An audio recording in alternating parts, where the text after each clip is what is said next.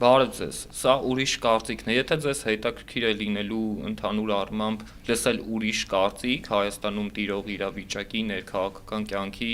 մասին, ուրեմն մենք սկսում ենք, հենց դուք ճիշտ տեղում եք, մենք սկսում ենք նոր ոդկասթների շարք Վայեի հետ, խոսելու ենք տարբեր թեմաներից, պատմություններից, քաղաքականությունից ու լինելու է այլ կարծիք, ուրիշ կարծիք, այդպես ենք վերնագրել մեր ոդկասթը, բարև Վայե ջան։ Բարև ձեզ։ Այսօր մենք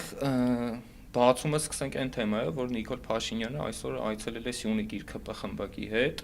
Փորձենք վերլուծել թե են գնում Սյունիք, ինչ քարոզարշավ են անում, չհակերտավոր այսպես ասած ինչ որ կուսակցական քարոզչություն են անում իրենց ներսում, բայց դա որպես այդպեսին կուսակցական քարոզ չէ։ Դե հերթական խաբեությունն է, քանի որ այս իշխանությունները բացի խաբելուց ոչ մի բան տենց ուրիշ ավելի հետաքրքիր բան չեն մտածել, անունը դրել են ներկուսակցական, բայց փաստացի քարոզարշավի համար հատուկ կա օրակարգ, չէ, արարողակարգ եւ այսպես շարունակ, բայց մենք ունենք Նիկոլ Փաշինյան, ով է իր սոված ծարավ ժողովրդին հավաքում է, մի հատ մեծ ավտոբուս է սարքել, որ մեծ սրտի կա։ Ինչ է, լավաշ, ցամաք լավաշ, իրանք հիշել են իրանք չորու ցամաք տարիները, որ սոված ծարավ պատերի տակը միտե իբր պայքարում էին։ Ինչ-որ վիդեո կար ժամանակին եթերում է գնաց, ինչ որ չեմ հիշում, հերկուսներ նկարել Նիկոլեն Ստան պատերը, ինչ որ Նիկոլեն Ստան պատերի պատմությունը մի հատ հետաքրքիր առանձնահատկություն ունի, որովհետև յուրաքանչյուր անգամ վատ ապրող ընտանիք գոնե մաքրում է այդ պատերը, փոշիները վերցնում է եւ այսինքն այս մարդկանց մասին եթե խոսում ենք ու այդ տունը վերցնում ենք որպես օրինակ մենք հասկանում ենք որ իրանք պրոստը փնթի են էլի իրանք փնթի խոզեր են այսինքն խնդիրը նրանում չի որ այդ տունը հին էր կամ ռեմոնտ արած չէր խնդիրը նրանում էր որ այդ մարդիկ ալարում են իրանց վրի փոշին վերցնել մարդկանց վրի ժամանակին որտարեք է հա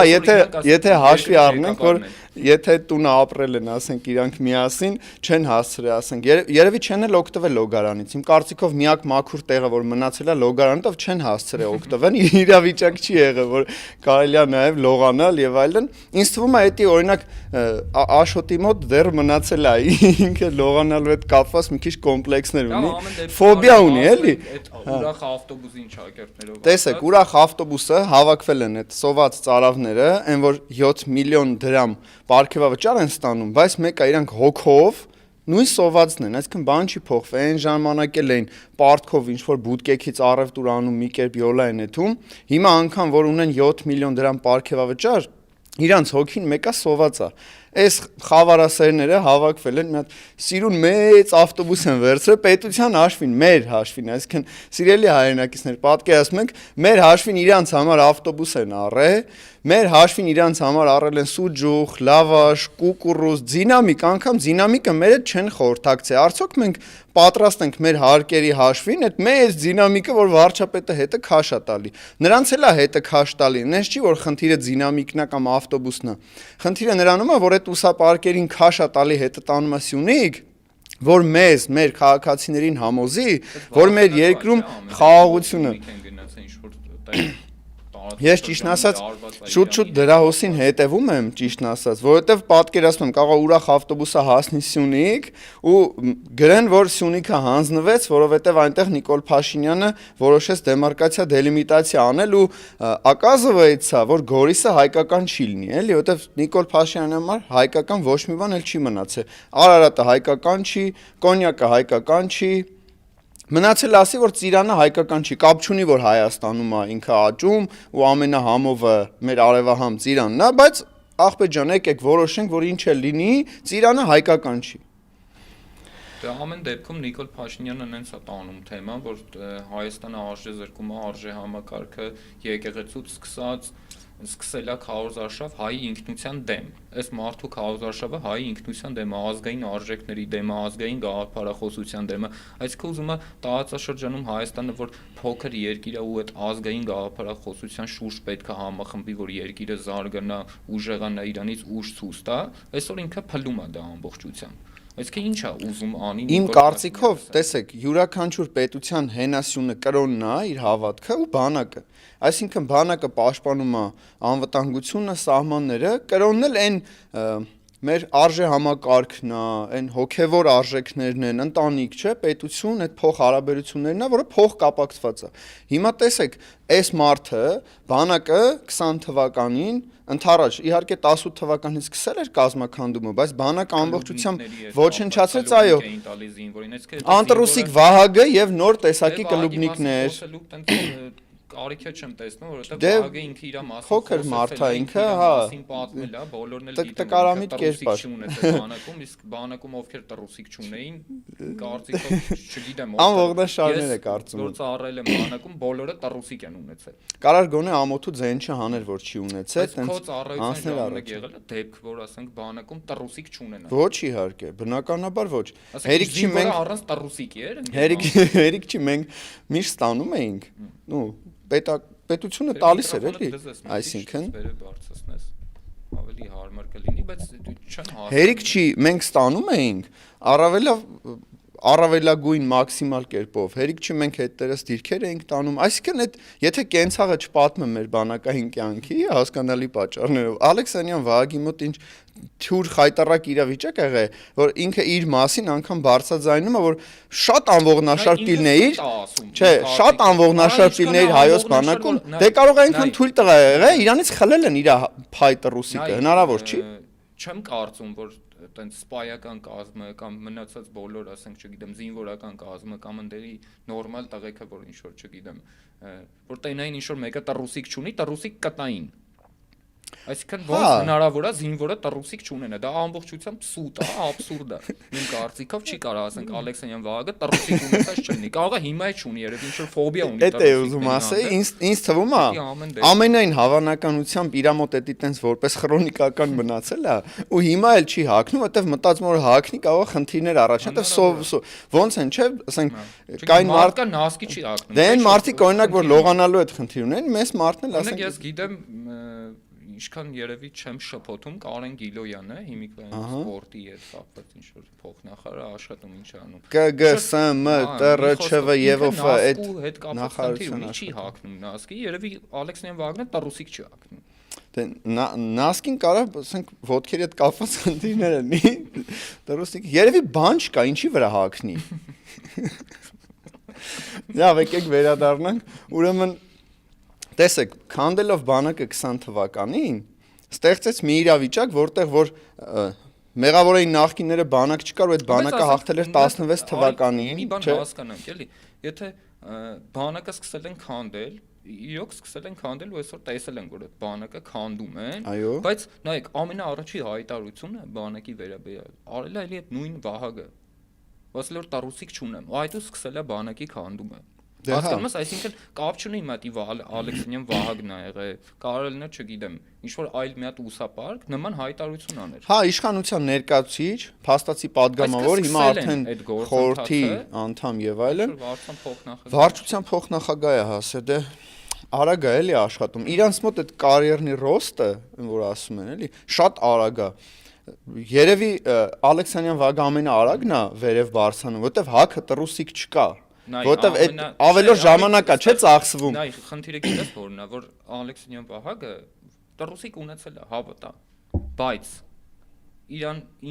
իրանց կռուգը, ասենց ասած, չգիտեմ, ԽՊ խմբակը որոշել է, որ պետք է բանակը արժեզրկի ու մտածել են ինչ խոսան։ Բայց կամբողջությամբ ուստեղ հայտնվել է Վահագը, ով ասել է, որ գիտեք ինչ կա։ Եկեք ես սենց ինչ որ Կարելներ Ավինյան Տիգրանը ասել։ Ավինյան Տիգրանը դե հիմա ամեն դեպքում հիմա իրանցից մեկը կապ չունի ով կլներ։ Հիմա դրա տակ մտել է Ալեքսանյան Վահագը, բայց ամեն դեպքում արի հասնենք Սյունիք, հասկանանք։ Վերադառնում ենք Սյունիք, սիրելի հայրենակիցներ, ուրեմն ուրախ ավտոբուսը սրտիկներով հանդերձ հայտնվել է Սյունիքում։ Մեր սյունեցիներին խնդրում ենք ուշադիր լինել, հետևողական լինել, որպեսզի Սյունիքում չկատարվի այն ամեն ինչը, ինչի իրենք պլանավորում են։ Այսինքն հիմա ներկայացնելու մի նոր շոու ծրագիր, սիթքոմ այսպես կոչված, որ վարչապետին դիմավորեցին, հրաշք դիմավորում կազմակերպվեց, հեսա ընդեղից մարզպետը կգա իր աշխատակիցներով, ընդեղ կբերեն վեոլաջրի աշխատողներին, սանիտեկի աշխատողներին ու նմանատիպ քաղ ծառայողների ու կասեն այ գիտեք ինչ կա, մեր վարչապետն է եկել, մեկը կչոքի վարչապետի մոտ, այն մեկը ձեռները կպաչի, այն մեկը կասի դուք մեզ փրկեցիք ու հետևելով լրահոսին տեսա, որ մտել էին մի տեղ, որ մի տատիկ Իլոն Մասկի գիրքն է կարդում ու ասենք զարմանալի էր Նիկոլ Փաշինյանի համար, որ ոնց այս սաղ կազմակերպել եք սիրուն չէի կարող այդ Իլոն Մասկի գիրքի տեղը երկրի հակառակ կողմը գիրքը դնեիք այդ տատին կարդա։ Չնայած ես կյանքում չէի ուզենա, որ ինչ որ մեկը մանավանդ մեր տատիկներից կարդար Նիկոլ Փաշինյանի գիրքը, որտեղ այնտեղ այլասերվածության ու խայտառակության մասին է։ Հիմա այս մարդիկ գնացել են իշխանության ներկայացուցիչները Սյունիք ու դե պարզա ճամփին լավաշ կերան, որ շատ սոված չմնան, իմ կարծիքով Նիկոլ Փաշինյանը ժամանակ առ ժամանակ սրանց սոված է պահում, որ իրանց այդ մութ անցյալը հիշացնի, որ հիշում եք, որ դուք սոված եք, ես ձեզ հաց տվեցի, սենց ինչ որ երևի խմբակը հավաքվում է, մեջտեղում Նիկոլ Փաշինյանը նստում է, ասում է ով չի հիշում, որ ինքը սոված է եղել, ու այնտեղ ասենք լնում են մարդիկ, որ իրականությունից ավելի քան կտրված են լինում։ Հիմա տեսեք Սյունիքում դե բնականաբար կանցկացնեն հիանալի ինչ որ մի հատ իրադարձություններ նոր կլինեն, հիանալի հանդիպումներ, քաղաքացիները ողջունեցին վարչապետին, էլի թաթան ուրբաթ շաբաթ կիրակին կերքի, ուրբաթ շաբաթ կիրակի Նիկոլը ելավ մարզանքի, էլի գնացել է հիմա Սյունիքից գա։ Ես մենակ մի բան չեմ հասկանում, էլի լավ, ասենք վերցել եք ավտոբուսը դինամիկ է, ժողովրդին հավաքել եք, գործից կտրել եք, տարել եք, ասենք պայմանականորեն այսօր Սյունիք, անցած անգամ տարբեր մարզեր։ Լավ, ինչ եք ուզում համոզեք ինքներդ ձեզ։ Դուք ժողովրդին էլ համոզելու բան չունեք, այսինքն ժողովուրդը պարզ է, չէ՞ որ գիտի, որ դուք դավաճանել եք, Արցախը հանձնել եք, 5000 հոգի կոտորել եք, բանակը քանդել եք, հարձակումներ եք կազմակերպել հայ առաքելական եկեղեցու վրա։ Բոլորը գիտեն։ Այդ գիտեն էլի, հիմա գնացել եք ինչ համոզեք։ Տեղավորվում են դրա մեջ, իրենց կողքն են։ Դե ինչ թվում է ինչ որ X գումարի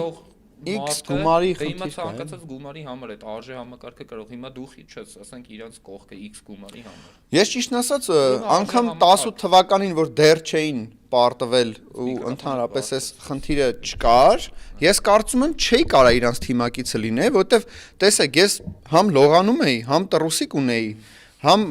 PV պարտքեր չեմ ունեցել, այսինքն ապառիկով փոշեկուլի խնդիր չեմ ունեցել, այսինքն իմ մոտ ամեն ինչ նորմալ էր, ես բանակում հանգիստ ծառայել եմ, եկել եմ համալսարան եւ սովորական կյանքով եմ ապրել։ Այս մարդիկ Հայաթում ամեն օր ծեծ են կերել։ Իմ պարագայում այտենց չի եղել։ Այս մարդիկ խնդիրներով են ապրել, կոմպլեքսներ են ունեցել, իմ մոտ չի եղել։ Կոմպլեքսներից բանից նայեք,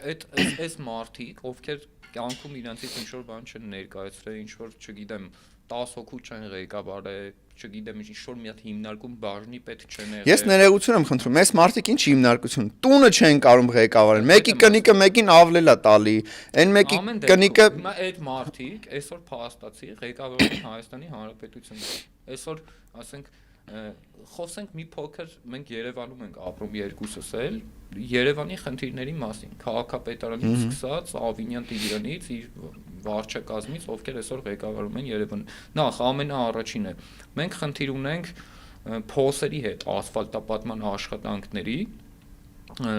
անգամ ասֆալտապատման այդ փոսալեցման աշխատանքները, որ կատարում են օրը ցերեկով, որը ստեղծում է պռոբկաներ, որը փոշին ամբողջ ժողովուրդը այդ պահին շնչում։ Լինում է նաև սպասում են, որ անձրև կան, նոր սկսեն ասֆալտապատում։ Ամեն դեպքում ոչ ինչ որ նորմալ աշխատանք չեն կատարում, այսինքն կարելի է դրանք կազմակերպել, ասինքն չգիտեմ, ջրել այդ փոշին, ասենք այդ փոշին չհավաքվել, մի քանի անգամ անձամբ ես եմ ականատես եղել դրան, բացի դրանից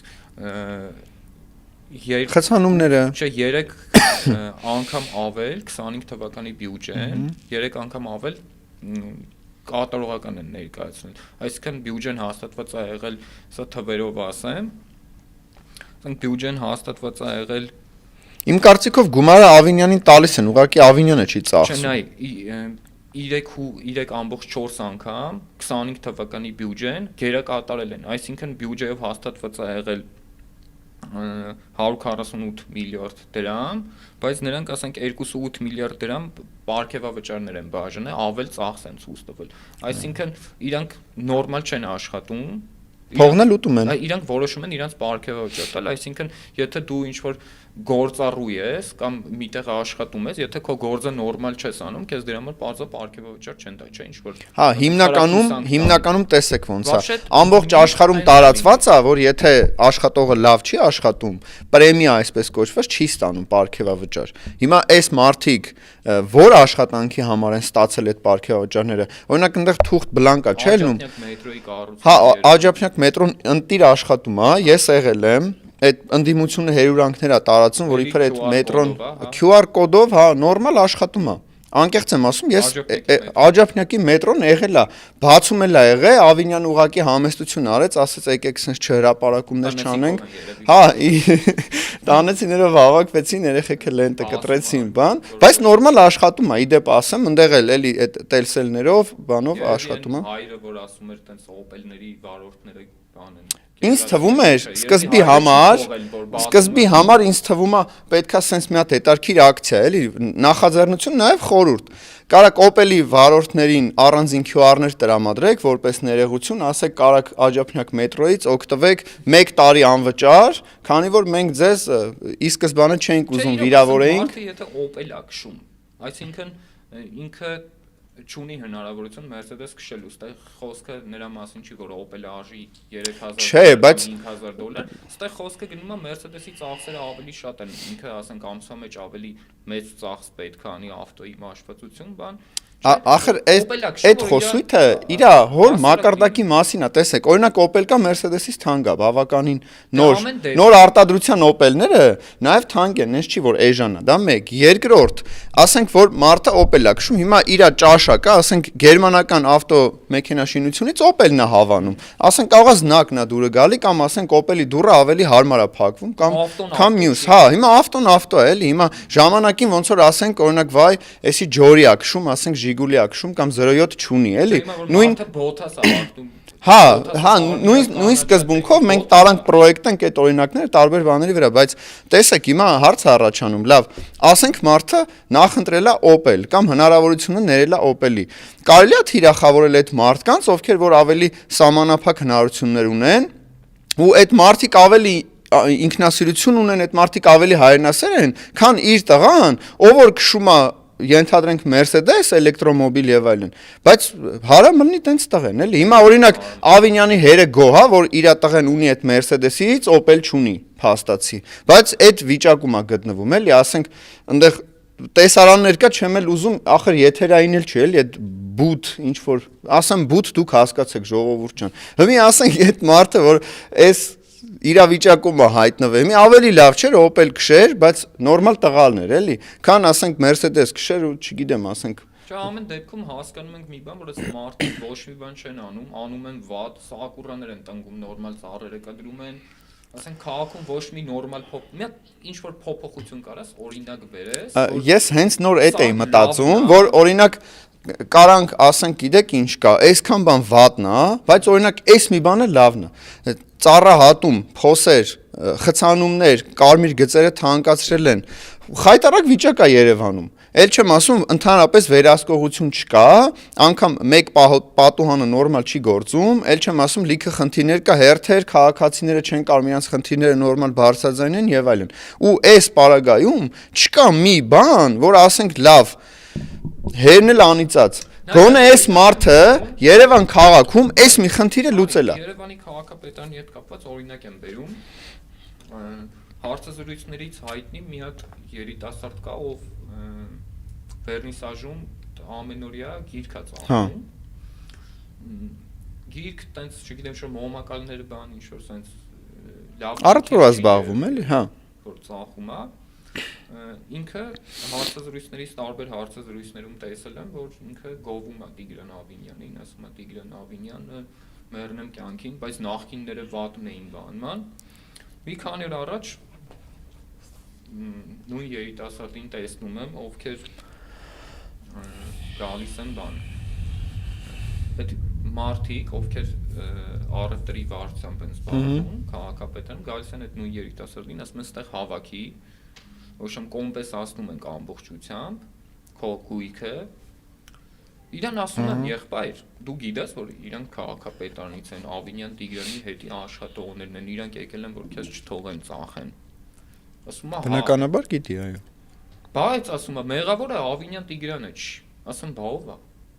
Ասում է կողքի մարդով Դանոս է տալին գրով։ Այսինքն դուք անօրինական գործունեությամբ եք զբաղված, Դանոս է անում, գալիս են քեզ ասում են հավաքի։ Այսինքն այդ մարդը միջև հիմա ասում է Տիգրան Ավինյանը չգիտեմ ինչն է, բայց այն որ գալի իրան նեղացնում են, դա իր համար խնդիր չի։ Ասում ես Դանոս չիկն է ասել։ Իմ կարծիքով ինքը ուղակի հիվանդ մարդ է, որովհետև տեսեք, այս իշխանություններին սիրող մեր սիրելի հայրենակիցները ունեն մի հիվանդություն, որի ախտորոշումը նիկոլիզմն է։ Այսինքն ստեղ մեր քաղաքացին իրավիճակին ճիշտ չի տիրապետում, որովհետև կամ մնում է ինչ-որ թեզերի տակ, որը որ քարոզչությամբ մատուցվում է ժողովրդին, կամ հիմա այդ մարդը, ասենք 8-ն է ավարտել, չի հասցրել նորմալ ինտելեկտ, IQ եւ այլն, իրան էլ մեղադրելու չի, հիմա կա պայմանները այդքանի է հերիք է, բայց հետարքիրը գիտեք ինչումն է, որ եթե մենք իր հետ օրինակ փորձենք բանավիճենք, ինքը մեզ ավելի շուտ է համոզելու, որ գիտեք ինչ կա, իրոք Նիկոլ Փաշինյանն ու Ավինյանը մեղավոր չեն։ Հիմա հարց է առաջանում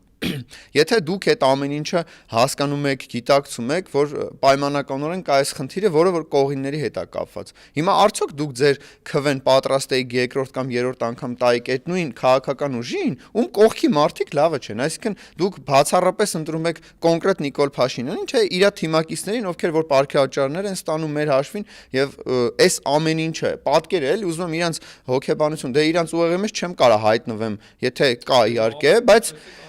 Հա, հնարավոր չի լինի այնտեղ տեղավորվել։ Ուղղակի ինձ հետարքիր է, լավ, դու գնացել ես, ընտրել ես քաղաքացիական պայմանագիր կուսակցությունը, հա, քո ընտրությունն է, սիրելի քաղաքացի։ Բայց դու նայում ես թիմը վատնա։ Նիկոլից գոհես, թիմը վատնա, գոչես թիմից։ Հիմա հարց է առաջանում։ Եթե Նիկոլ Փաշինյանը նույն թիմով գնում է ընտրությունների ու երկրորդ անգամ դու ընտրել ես Նիկոլ Փաշինյանին։ Հիմա խնդիրը քո մեջ է, թե Նիկոլ Փաշինյանի։ Փաստացի դու ո՞նց ես էլի այդ իրավիճակը ո՞նց է։ Նայ, այդ մարդիկ, ովքեր կյանքում ինչ-որ ոչինչ բանի չեն հասել, այսինքն ինչ-որ մարդ, որ մի բանի հասնում է, պետքա պայքարի։ Դե հա, իհարկե։ Գնա սովորի նախ եւ առաջ կրթություն ստանա, պայքարի, վիզ դնի, կոպիտ ասած, աշխատի, մասնագիտություն ձեռք բերի, այնուամենայնիվ, չէ։ Ամենասովորական ու հեշտ ճանապարհը հենց այդ պայքարելն է, էլի։ Օրինակից եմ բերում։ Ովքեր, այդ նայ մարդ կա, ով ոչի բանի կյանքում չի ասել։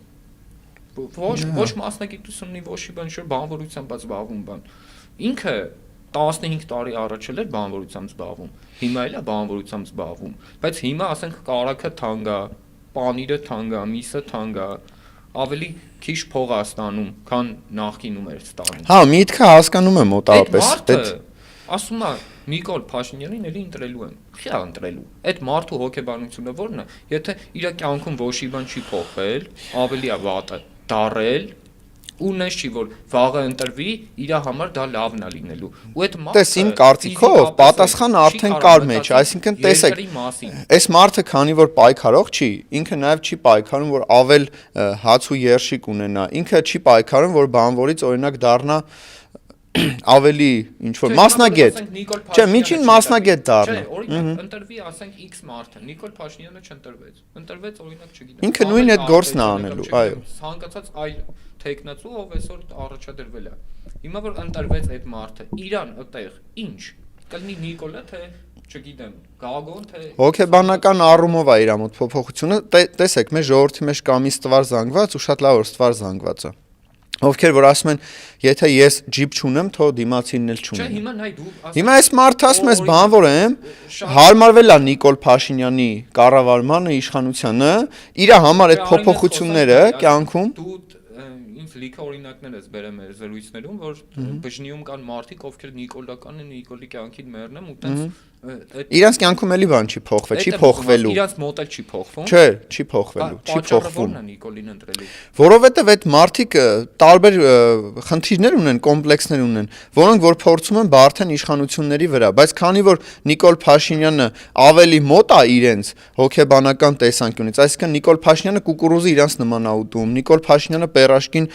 անճորնի կերպով, բայց իրանց նման է ուտում, ու կա այդ ստվար զանգվածը, ովքեր որ Նիկոլ Փաշինյանի մեջ գտնում են իրենց։ Օրինակ տեսեք, ես որպես մեր երկրի ղեկավար պատկերացնում եմ ունես մարդու, որ ոչ թե ինձ գտնեմ իր մեջ կամ իրանի մեջ, այլ որ ինքը ասենք Ալիևին իր տեղը ցույց տա, դաշնակիցների հետ ճիշտ աշխատի, որ մեր երկիրը, ասենք ԵԽԽՎ-ում նենց ներկայացնի, որ ես հպարտանամ, ոչ թե իր մեջ ինձ գտնեմ, այլ հպարտանամ, որ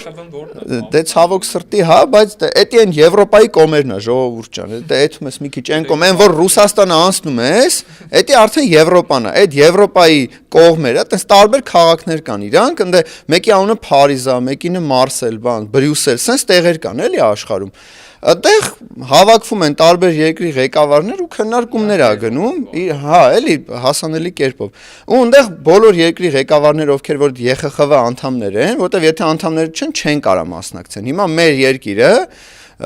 շատ ուրախ ենք, որ ԵԽԽՎ անդամ է։ Ու ունենք վարչապետ։ Այս մեր վարչապետը այդ այցելությունից առաջ տեսեք, չէր հասցրել նորմալ հաց ուտել, որտեվ մարզերում էր եղել այդ սուջուխ, կոֆե, միձև յոլա էր գնացել։ Հիմա հասնում անդե, սոված ծարավ, ելույթը նորմալ չպատրաստված, տենում է խնձոր։ Այդ խնձորը որ տենում է, միանգամից ցանկություններ առաջանում, ինքն էլ պատկերացնում է, որ ինքը երրորդ մասի իրենց հայաթի բիսեդկում ասում է, դե լավ, այս խնձորը ուտեմ, մինչև ելույթ կունենամ, ու սենց խայտարակվում է մի ամբողջ ազգ։ Հիմա ասածս ինչու՞մն է, որ մենք մեր երկրի ղեկավարին պետքա տեսնենք այնպիսին, ինչպիսին ոչ թե մենք մեզ ենք մեր կենցաղում պատկերացնում, այլ տեսնենք այնպիսին, ինչպիսին կուզեինք, որ մեր երկիրը ներկայացնողը լիներ։ Այնտեղ տուն ուներ, ես ճիշտն ասած լրահոսից եմ իմացել, որ տուն ուներ այնտեղ։ Հայրենիքի, հա։ Դե երևի ոստիկանությունում էլ աշխատել կես դրույքով, տուն այնտեղ են տվել, որ կարողանա։ Բայց եկեք ֆիքսենք ինքը երրորդ մասի հետ ընդհանրապես կապ չունի, ինչ որ հայրենիքում էր ապրում։ Հասկաց։ Հայրենիքի տան հայաթի այդ բիսեդկայում, որտեղ որ ինքը միշտ ուտում էր խնձոր կրծելով առանց կտրտելու, այդ նույնը փորձեց իրագործել ԵԽԽՎ-ում, բնականաբար իրան հասկացան միայն Ախուրյանցի անոն ու միստվար զանգված ժողովուրդ, մնացածը քննադատեցին, բնականաբար առողջ Ախուրյանցի անոն, ավտոյի մեջ եկեք հաշքշում էր դրոշներ պոկում Ախուրյանցի անոն։ Մենք հիմա ծիծաղում ենք, բայց տեսեք, Ախուրյանցի անոյի պատմությունը շատ գժական պատմություն է ու լացելու պատմություն է, որովհետև ինքը ուրեմն ճանապարհին է գնում ենք Լենինական քարոզարշավի, դե բնականաբար Դիմադրության շարժման ժամանակ էր։ Այդ ընթացքում հանդիպում ունենք քաղաքացիների հետ, հետո նոր արդեն պետքա ընտրությունների նախապատրաստական ինչ-որ փուլ չէր։ Դիմադրության շարժման ժամանակ այցելում ենք Գյումրի։ Հա, հիշեց 2022 թվական դիմադրության շարժում մենք այցելել ենք, որպեսզի մեր գյումրեցիների հետ շփվենք, բացատրենք, որ հա, ինչ խնդիր կա երկրում ինչ խնդիրներ կար առաջանա եւ այլն։ Հիմա գնում ենք հանգիստ մեր ճանապարհով, դրոշակներով սիրուն պատրաստված գնում ենք, որպեսզի հանրահավաք, հա, դե հասկանալի ամեն ինչ։ Ու այդ Հոռոմի խաշմերու կոչված տեղը, որը ես երբեք չեմ մոռանա, մեզ դիմավորում են մի շարք հետաքրքիր գյումրեցիներ, որոնք առանձնահատկություն ունեն։ Օրինակ գյումրեցիներ ասելով մենք պատկերացնում ենք, չէ, ասենք Ֆրունզիկ Մկրտչյան, ստեղծագործություններ, արվեստ, ինչու՞ չէ նաև արհեստ, այդ ամեն ինչը մշակութային էլի ինչ որ բան, կատակասեր մարդիկ ու տեսնում ենք, որ մարդիկ փակել են փողոցը ու իրանք բնավ չեն կատակում, իրանք իրոք ուզում են, որ մենք վերադառնանք Երևան առանց հանրահավաքը անելու։ Դե բնականաբար մենք փորձում ենք բանակցությունների արդյունքում մեր մեքենայի վրայից պոկում են Հայաստանի Հանրապետության դրոշը ու ցեխերի մեջ ու հետո իմանում ենք, որ դա այդ նույն ինքը Ախուրյանցի անունն է, այսինքն Անո Ախուրյանսկի այսպես կոչված, ով որոշել էր, որ ասենք Հայաստանի դրոշը չի կարա մեր մեքենայի վրա լինի, որ մենք գնում ենք Գյումրի, իդեպ ինքը դե հասկանում էր, որ մենք Նիկոլ Փաշինյանի դեմ ենք պայքարում, ու քանի որ ինքը լինելով տիպիկ իրական Նիկոլ Փաշինյանական իր պարտքն է համարել, որպեսզի Հայաստանի Հանրապետության դրոշը հայտնվի ցեխի մեջ, ոնց որ Նիկոլ Փաշինյանն է մեր դրոշը խայտարակում, ոնց որ Նիկոլ Փաշինյանը Արցախի դրոշը հանձնեց ադրբեջանցիներին, տենց էլ Ախուրյանցի անուն որոշեց, որ տիպիկ նիկոլական լինելու համար պետք է առաջինը ոտնակոխ անես Հայաստանի Հանրապետության դրոշը, որովհետև Նիկոլ Փաշինյանից ուրիշ ինչ պետք է սովորեր այդ խեղճ կինը, ինչ պետք է սովորի Նիկոլ Փաշինյանից, ոչ կուկուռուզ ուտելն է նորմալ օրինակ ծառայում, ոչ պերաշկին, ոչ Հայաստանի դրոշն է պատվով ինչ որ միտեղ Բարսացե որ ասեն, այ գիտեք ինչ կա, տեսեք Նիկոլ Փաշինյանը օրինակ ԵԽԽՎ-ում, Ռուսաստանի Դաշնությունում, աշխարհի ինչ որ կետում, օրինակ անկեղծ դուք ինքներդ եկեք սիրելի հայրենակիցներ, ինքներս մեզ հարց տանք, էլի, կարա գտնեք գետ մեկ դեպք որ Նիկոլ Փաշինյանը պատվով ներկայացրել է Հայաստանի Հանրապետություն։ Չգիտեմ, անգամ ֆուտբոլային հանդիպում կարա գտնեք, չգիտեմ, փորփրեք, ես ձեզ վստահեցնում չեք գտնի։ Խայտառակությունը ինքը այնպես պարտության սիմվոլ է, որ ոչ մի երկրում ու ոչ մի իրադարձության մեջ չեք կարա գտնեք հաղթանակած Նիկոլ Փաշինյան, ել չեմ ասում որ դուխով գլխարկը կորցրել է, ել չի կարող գտնի։ Բայց մտածած բան է ինձ հետաքրքիր նայ Facebook-ում post արել, ասում է Արենիի լավաշը։ Ասում Արենիի լավաշը ինչով է տարբերվում, ասենք, չգիտեմ, Գեղարքունիքի լավաշից կամ չգիտեմ, այդ հայրենիքի կողքի ինչ որ, ասենք, լավաշից։ Մեր հայկական լավաշն է, ինձ թվում է լավաշն է, էլի։ Արենիի լավ, դու լսել ես, օրինակ, ասենք, Արենիի գինի լսել եմ, որ շատ լավն է, ասենք, բայց Արենիի լավաշ չեմ։ Մեր երկրում կան տարածաշրջաններ, որտեղի, հա, միտեղ գինին է լավը, միտեղ ծիրանը, միտեղ ինչու՞ չէ, կոնյակը կամ հա, բայց Արենիի լավաշ չենք լսել, բայց քանի որ ինքը այսօր Արենիի լավաշն է կերե, որպես ինձ թվում է ինչ որ մեկը գումար առաջարկե, SMM-ով է զբաղվում, հա, տեսեք հիմա մեր վարչապետը, քանի որ ձեռը գործ չկա, իրեն հրաբանանենք, ասենք որ մեր ոդկասթը կարա Իդեպ սիրելի հայրենակիցներ, որպեսզի մեր ոդկասթը շարունակական լինի,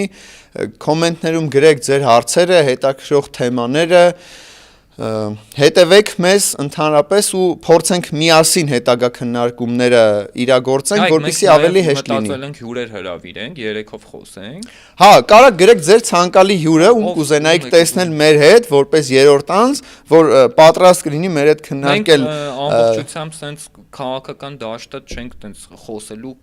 գալստուկներով, փողկապներով, կայացումներով։ Չէ, այս հանդիպումը լինելու առանց փողկապների, սիրելի հայրենակիցներ, առօրեական մեր քաղաքացիներին հասանելի, ավելի հասանելի կերպով, որպեսզի մենք կարողանանք նաև այդ շփումը, այդ խողովակը լինենք նաև ժողովրդի այն մասի հետ, ովքեր որ իրապես ունեն հարցեր, բայց չունեն այդ պատասխանները։ Ոլորտի մասնագետների եկա հրավիրենք, նաև ուսանողների, իհարկե, ուսանողներ, ուսանողության խնդիրներից խոսենք, տարբեր ոլորտի մասնագետների եւ այլնի մասին, այսինքն մենք այն հարթակն ենք լինելու, որ քննարկելու ենք ամեն ինչ, պատմությունից սկսած քաղաքականությունով, մշակույթով։ Պատկերացրեք, որ այս հաղորդումը ձերն է, ինչ կանեիք դուք եթե լինեիք հաղորդման հյուր կամ վարող, ու փորձենք միասին համագործակցենք, աշխատենք միասին, որպեսզի ունենանք ավելի լավ կոնտենտ ու ունենանք հետագայում նաև լավ իշխանություն, որտեղ այս աշխատանքների արդյունքում միգուցե մենք կարողանանք մեր լեզվով, այսպես ասած, դարձի բերենք եւս մեկին, երկուսին ու մյուսներին։ Համացանցը նայես տենենք Սյունիքի։ Համացանցում ես հետևում եմ դեռ Սյունիքը չեն հանձնել։ Դա շատ ուրախալի է, որովհետև հիմա կասեն, տեսեք, տարածաշրջանը եռում է, պատերազմներ է եւ այլն մեր հարևան պետությունում, բայց մենք կարող ենք մեզ թույլ տանք արենու լավաշ։ Ընտրեք արենու լավաշ եւ դուք կլինեք ավելի առողջ։ Այս մեր SMM մասնագետ վարչապետը ոնց որ գումարը վերցնի վարչապետը մենք գովազդենք, դա էլ արդար չի, էլի։ Որոշենք իրեն կոչենք իր անունով, որ իրանց ծնողներն են տվել, Նիկոլով։ Նիկոլ, հա։ Ես ուրիշ բան չասացի, դե հա։ Որովհետև իմ կարծիքով երևի մոտ ապագայում ինքը չի լինի այդ վարչապետը։ Բայց Նիկոլին էլ ո՞նց էին ասում, չեմ հիշում։ Կապիտուլյանտն եմ հիշում, բայց այտենց ամեն դեպքում արի այդ ծնողները դրել են Նիկոլ, հայրը։ Հա, մենք հարգում ենք, ես պետքա նաև հիշեմ իր հողորմի զրույցը, չէ։ Այո, օղորմի 1000 օղորմի հողը թեթև լինի։ Օրինակ տեսեք ինչ լավ հայր էր էլի ինքը, ճիշտ է, երեխան թերացումներ ունի, բայց ամեն դեպքում ինչ լավ խորհուրդ էր տալի, ասում էր թերացում չէ, շատ վատ բաներ անում մեր երկրի հետ, ասենք չէ, Արցախն է։ Իր թերացումների արդյունքում այդ շատ վատ բաներն է։ Թերացում չի, դա ինչ որ այդ մարդու հոգեբանությունն է, ինքը տենց է Հայաստանը դե կարանք վերցնենք անմեղության կանխավարկածը, որ ինքը կարող գիտակցաբար չի անում։ Կարող գիտակցաբար անում, անմեղսունակ է միգուցե։ Այսինքն դա շատ ավելի վատ է, որ ինքը անմեղսունակ է։ Ավելի վատ է, բայց նաև կարող է տարբերակը անմեղսունակ է։ Դու ուզում ես նենց երկրում ապրել, արի դրա մասին։ Ես չեմ ուզում նման երկրում ապրեմ, որտեղ Նիկոլ Փաշինյանը ընդհանրապես գեթ 1 պաշտոն ունի։ Դե ամեն դեպքում, բայց պետք է պայքարել։ Այն լինում են, չէ՞, հաշվիչները նկարող, ասենք Վիոլա ջրի գազի։ Անկամ չեմ ուզի Նիկոլը այդ կազմակերպի աշխատի, որտեվ կարող է թվերը սխալ գրի։ Ինքը կարող է իր պատճառով ես ավել գումար վճարեմ, ասենք Գազպրոմին կամ Վեոլա ջրին, որովհետև Նիկոլ Փաշինյանն էս վստահ որ անգամ դա է կեղծելու։ Ոնց որ ընտրությունները ու ասենք Արցախի հանձնումը կազմակերպեց կեղծեց, էդ էլ վերագրեց մեր քաղաքացիներին, որ այգիտեք ինչ կա, դուք ինձ ընտրել եք, ուրեմն դուք էլ եք մեղավոր։ Հիմա ինչևից է այս մարդու հայրը պնդում էր, որ ավելի լավ ղեկավար է հնարավոր ճարել Հայաստանի Հանրապետությունում։ Եթե ինքը դա պնդում էր, այդ նշանակում է, որ ինքը մի բան ավել գիտեր, էլի, հիմա մեծ մարդ էր, վերջի իր որդու մասին մի բան ավել կիմանար, էլի։ Չգիտեմ, հարգանքներս օղորմի, ոնց որ ասում են, ժողովուրդը, այո, հիմա անունը Նիկոլով դիմենք, Նիկոլա, հա, այդ մարդու անունը Նիկոլա, դիմենք, բոլոր քաղաքական գործիչներին անուններով դիմենք, մենք այդ մարդկանց հետ այսպես ասած մեր խնդիրը այդ մարդկանցից Հայաստանը ազատելն է ու մենք պայքարել ենք դրա։ Այո, դա գերխնդիր է։ 18 թվականից սկսած մեր քաղաքական դիրքորոշումներն ենք ցույց տվել, որ այս իշխանությունները եկել են Հայաստանը Արցախը վաճառելու, Արցախը վաճառեցին, այսօր էլ Հայաստանն են փորձում ու այս կեղծ խաղաղության ճակերտավոր ասած այդ խնդիրներից էլ ենք խոսելու ամեն դեպքում այսօր ավարտենք այս խոսակցությունը, պատրաստենք մյուս հաղորդմանը։ Այո, կարծում եմ պետք է ավարտել գնալ հետևել լրահոսին, որպեսզի Սյունիքի հետ մի դժբախտություն տեղի չունենա, մինչև այդ ավտոբուսը հանգիստ անցնի սահմանը գա դեպի Երևան, մեր քաղաքացիներին էլ կխնդրենք ուշադիր լինեն հին ավտոբուսներով գնալ, ավելի ինչ որ մարդկանց։ Հա, իդեպ խորհուրդ, ես նոր հիշեցի, որովհետև իմ ուսանողական տարիներին պազիկ դեղին գույնի ավտոբուսներ կար, ուսանողական, հա, այնտեղ ուսանողների համար նաև ասեմ, այդ որ ասում են նախկիների սաղ վատ էր բան, լավ բաներ կար ասեմ։ Ուրեմն տեսեք, ուսանողների համար կես գին էր, այսինքն եթե պայմանականորեն X գումար էր Իրանից ենթադրում Երևան գալու մարզերից, ուղիղ կեսն էր։ Հիմա տեսեք, այդ պազիկը դեղին գույնի, ինչ սիրուն կլինի, չէ՞, ասենք Նիկոլ Փաշինյանը այդ պազիկով, պազիկի մեջ մի հատ պստիկ դինամիկ, այդ միկրոֆոնից դե պետքա դինամիկից միացրած լինի պարտադիր, մեկ էլ այնքան բաղաձայն է, դե տղեն ասենք, բայց ինքը մեղադրելու չի, ինքը նվագում է, երգողը չի ինքը։ Արենու լավաշ։ Հա, կարող է լավաշից էր, չգիտեմ, կարող է լավաշ թթու լավաշել, հա, թթու լավաշից էր, դրա համար էր բաղաձայն։ Թթվաշ, թթու լավաշել է եղել։ Մենյուի մեջ թթու լավաշել է եղել, հիշեցի։ Բայց ինչ տենում ուտում։ Ուրեմն տեսեք, վերցնում եք այդ պազիկից հինը կճարեք, ձեր մարզպետներից խնդրեք մեկը միտեից կճարի, էլի հաստատ։ Ուրեմն վերցնում եք այդ պազիկը, մի հատ սիրուն սրտիկ եք իր վրա ավելացնում, դեղինի վրա, չգիտեմ, կարմիրն է լավ, արյան գույնը, էլի, այդ ձեր սրտիկը արյան մասին է, կործանումների զորի մասին է։ Վերցնում եք այդ դեղին ավտոբուսը, այտենց արյան գույնով սրտիկը խփում եք վրան ու հելնում եք, այդում եք, չգիտեմ, որտեղ են ադրբեջանցիները հիմա, Սև լճի կողմերը, չէ՞, այսինքն, եթե չգիտեք, ձեր ցավը տանեմ, իմացեք, ուրեմն այս ադրբեջանցիները եկել են, այդ Սև լճի կոմերն են, օկուպացրել են, գիտեք, չէ, հայկական տարածքներ են, Նիկոլի Դոշին, որ մի հատ Հայաստանի դրոշկա է խփած, այդ դրոշը որ վերցնեք sense նայեք, այդ սահմանները էլի, այս ծերի պոչի վրա մի հատ տեղ կա, այդտեղ ադրբեջանցիներն են, բայց այդ իր վրա է, ջերմուկում էլ են կան, ուզում եմ ասեմ, այն ինչը որ ինքը կրծքին կրում է, որ ասում է իրական Հայաստանն է, այդ իրական Հայաստանում ադրբեջանցիներ կան։ Արկա են այդ ադրբեջանցիները այդտեղ։ Վաղը, հնարավոր է որ ասի իրական Հայաստանը Երևանն է, իրական Հայաստանը, չգիտեմ, Աբովյան քաղաքն է, հիմա ամեն դեպքում։ Այդ մարդը 4-5 տարի առաջ ասում էր Արցախը Հայաստան է եւ վերջ։ Ասում էր Արցախի հրապարակում էր դա ասում իդեպ, նես չի որ ինքը Երևանից էր ասում։ Նայեք, այդ մարդը ամբողջությամբ խափել է բոլորիս, ուղիղ խափել է։ Այսինքն ինքը ցույց է տվել այնպես բան, արել է այլ բան։ Դե ունենք այն ինչ ունենք, հիմա պետքա հետևություններ անեն մեր հայրենակիցները, մեր քաղաքացիները, ինչու՞ չէ նաև Նիկոլին ընտրողները, որ պայմանականորեն եթե 20 թվականին իրանք հավատում էին, որ ինչ որ թերացման արդյունք էր, ինչ որ Նիկոլը մեղավոր չէր, 21 թվականին տվեց նոր խոստումներ, էլի խափեց։ 23 թվականին հայաթափվեց ամբողջությամբ Արցախը եւ հանձնվեց։ Էլի թղթով գրիչով Նիկոլի խոստումներով։ Հիմա արդյոք այդ ամեն ինչի հետ հերիք չի որ հաշտեք, մի հատ էլ ուզում եք որ 26 թվականին այն դոշի խփած Հայաստանի Հանրապետության քարտեզը դառնա ոչ իրական, հա, ասեն Սևանից կտրված լինի, Սյունիքից կտրված լինի, մի քիչ այս վերևից էլ թեթև այնց կտրված լինի ու ասի գիտեք ինչ կա, նախ եկեք մեզ պարտված չհամարենք, երկրորդ եկեք պայմանավորվենք, որ մենք խաղաղության մեջ ենք ապրում, այսինքն խաղաղա, չէ՞։ Հիմա այդ մարդիկ ոչ են եկե, այնտեղի զինվորներին սպանել են, որ վերցել են Սյունիքը։ Ախպեր մարդիկ նորմալ հանգիստ եկել են, Սյունիքը վերցել են, իտո մեզ թողում են, որ մենք այդտեղով անցնենք, գնանք տարբեր տեղեր, չէ՞, ասենք, մարդիկ կարային թույլ չտային, մեզ թողում են։ Հիմա ես այս ամեն ինչը խորը ցավով եմ ասում, բայց հաշվի առնելով մյուս նախադեպերը, նախորդ տարիների դեպքերը, շատ հանգիստ այդ քարտեզը կարա փոքրանա ու դառնա մի առանց հետել մեր երկիրը մի սրտի չափ երկիր էր, այդ սրտի զարկերն էին մի քիչ մեծացնում ու այդ Արցախն էր, որ այդ սրտի զարկերի մի մասն էր, հիմա մենք չունենք այդ զարկերը ու եթե մենք ուզում ենք անշնչանանք, ուրեմն խնդրեմ, ընտրեք Նիկոլին, բայց եթե ուզում ենք այդ զարկերը շարունակվի, սիրտը աշխատի ու այդ սիրտը չփոքրանա ու վերջո անշնչանա, պետքա պայքարենք, իսկ պայքարելու համար պետքա յուրաքանչյուր քաղաքացի իր հայաթից սկսած իր